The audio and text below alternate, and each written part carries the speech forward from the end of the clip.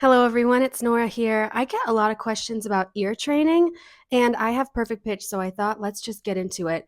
The most important thing that I want to say for today, I'll just say it right from the beginning and then I'll explain it, is to try to not only identify the pitches, but to produce them. Most ear training is done in a way that people hear a car alarm, they hear a doorbell, they hear a song by the Backstreet Boys, whatever it is, and then they are asked to identify those pitches. What's the key? What's the note? What's the chord? Whatever. This is not very effective ear training, in my opinion. Try to produce the pitches instead, which means that you're going to sing, whistle, hum, that stuff. And I think that creates a lot more effective connection between the mind, what the mind is hearing, and the inner ear, and the body, connection between those two. And also, it creates it's a lot more revealing of what you actually are hearing, and yeah, I just think it creates a lot better results over time.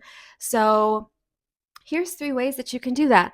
Step one would be for someone to give you a reference pitch so they could say, G, this is G. And then you could, for example, sing, hum, or whistle. You could do a G7, G, B, D, F. And then also someone could say, like, okay, now let's sing. I'm going to give you G again. And now you're going to sing the fifth of the G, which is D, D. There we go. Okay, so that's step one, is like someone gives you a reference and then you sing, whistle, or hum something that's like related to that or within that key.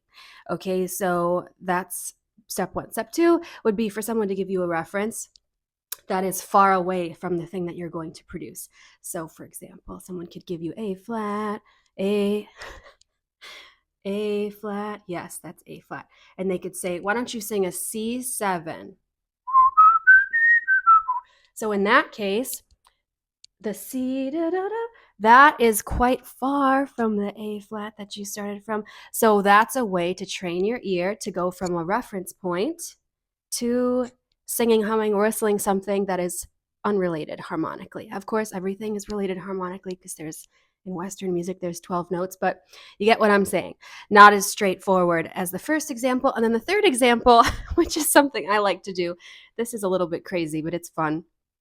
You can try to produce notes or sing an arpeggio, sing a seventh chord, whatever it is, on top of or while you have something unrelated in the background, like a different song. You could put on a Mozart symphony in the key of A and then try to sing D flat major triad, C major triad, B flat major triad, whatever you want to sing or whatever you want to do.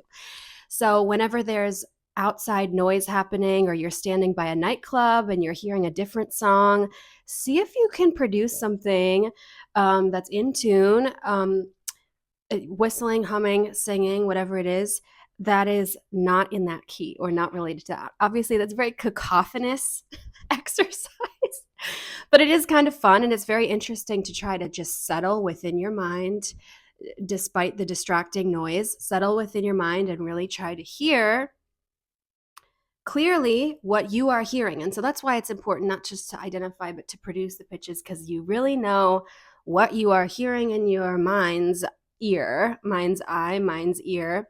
And when you identify, you're missing out on all of that.